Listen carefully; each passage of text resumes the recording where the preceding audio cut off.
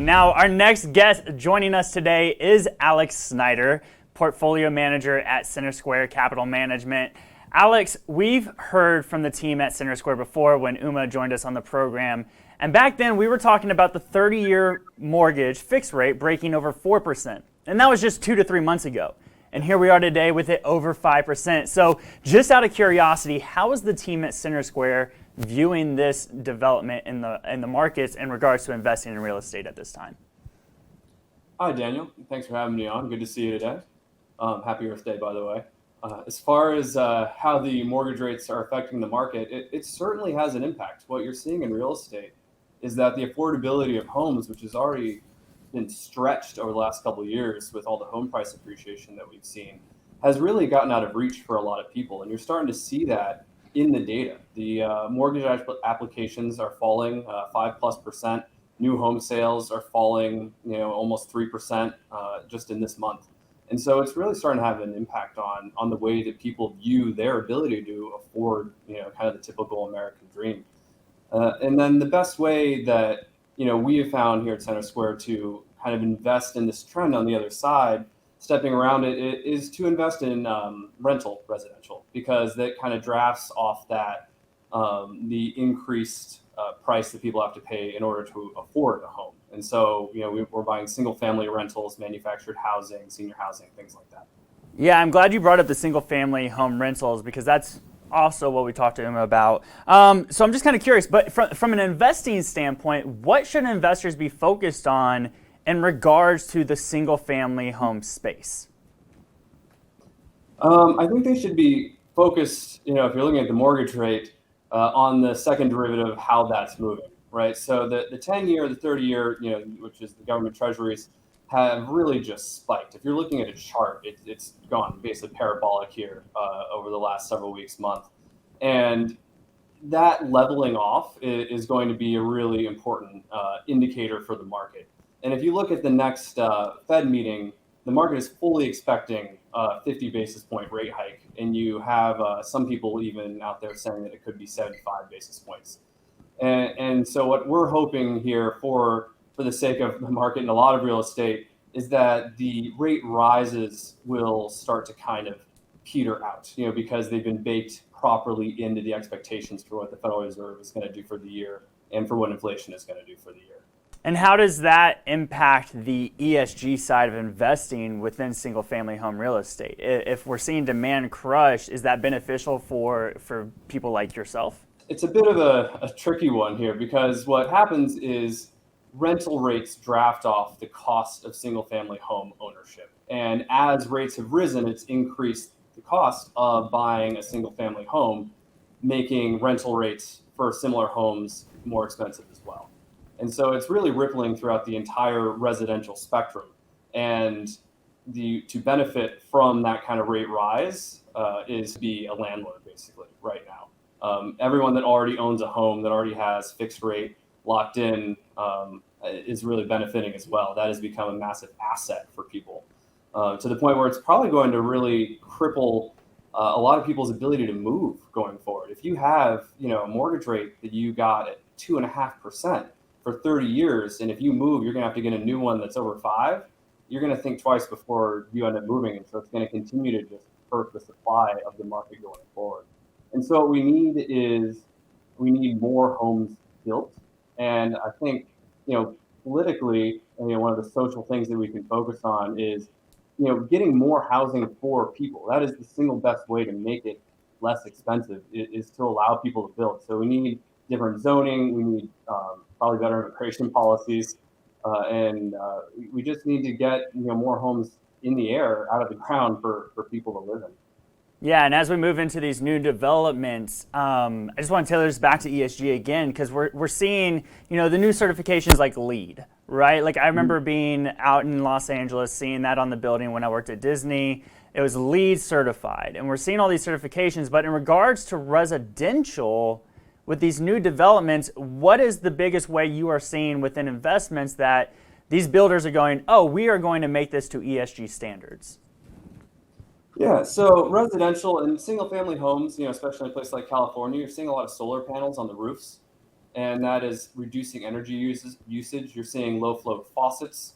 You're seeing yards that are more adaptable to the existing landscape. So instead of making sure that everyone just has like, this beautiful lush lawn of grass, you can get this beautiful lawn of, rocks and cacti if you're in Las Vegas, for example.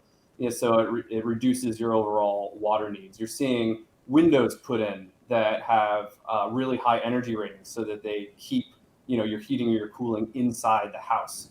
Better roofing, better laminate flooring, so you have to replace it less. Because don't forget, every time you replace something, you have to pull it from somewhere and you manufacture it somewhere, transport it, given gas prices. And so those are a lot of the ways that you're seeing it from an environmental standpoint when you're building residential these days. I have here in my notes that we got from you in regards to existing buildings, right? We've been talking about newer developments, but what about all the buildings we've built in the last few years, past decades, that are not up to ESG standards? What kind of renovations as investors should we be seeing happen to these buildings out there for us to go, oh, okay, they're actually putting the initiative, whether it's an old tenant building, right? An old apartment building. What are those buildings going to start doing in regards to ESG and bringing that up to standard?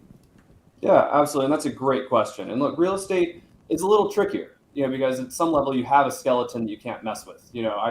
I can, get stronger, but I can't make myself taller, right? And, so you can only work with the bones you got.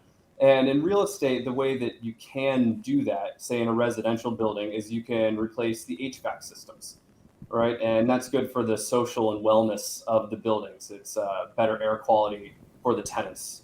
What's a very popular one is putting solar panels on roofs. Tall apartment buildings aren't as good of an example, but something like a big warehouse. Imagine where you get all of your Amazon goodies from. It comes from a giant warehouse that has this huge flat roof and is basically a perfect setup for solar farms. And so that's been a really popular way to reduce energy usage by putting that renewable power source on top. Better windows, same as you are seeing in a lot of single family homes, to keep the energy systems better. And then purchasing carbon offsets has been a really big one that everyone from real estate companies to tech companies has been doing. And I love if you could also just touch on this health and wellness matters point that you shared with us, because obviously it seems like most apartment buildings that are being built now have the gym, they have the pool, they have the health and wellness aspect that people are really looking for. And I think that's probably helping drive revenue, is it not? Oh, absolutely. And you're seeing this up and down the spectrum. It's not just residential. If you look at, say, office buildings, right? This is what the tenants want and demand. And you probably all heard about the difficulties that a lot of office buildings have had attracting tenants. But at the top end of the spectrum, even during COVID, it hasn't been nearly as hard, because what tenants want is what a lot of new buildings are offering. It's outdoor space. It's lots of natural light. It's great air quality. And these kinds of wellness initiatives are driving leasing, even in one of the toughest sectors in real estate and office.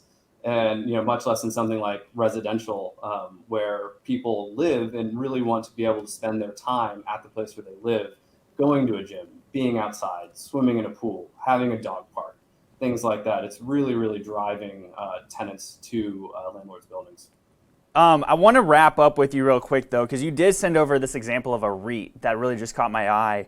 The largest private landowner in the U.S. Mm-hmm. Can you tell our audience a little bit about this REIT, who it is, and what you love so much about it?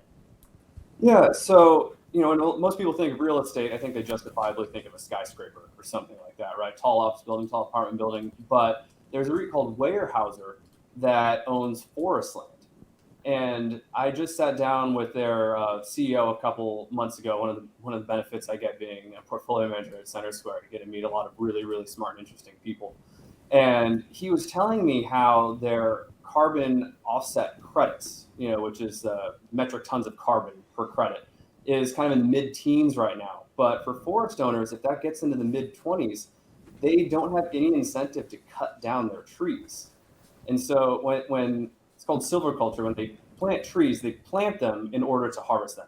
Almost think of it like a very long growing cycle for corn in a farm or something like that. They are starting to plant them differently to maximize the carbon capture in their forests, to sell those carbon credits that a lot of these companies are going to need to buy in order to fully offset their carbon use. So it's a really kind of fascinating angle of one of these real estate REITs where they're growing these trees not to cut down and use in homes necessarily, but just to grow them to pull the carbon out of the air and keep it there.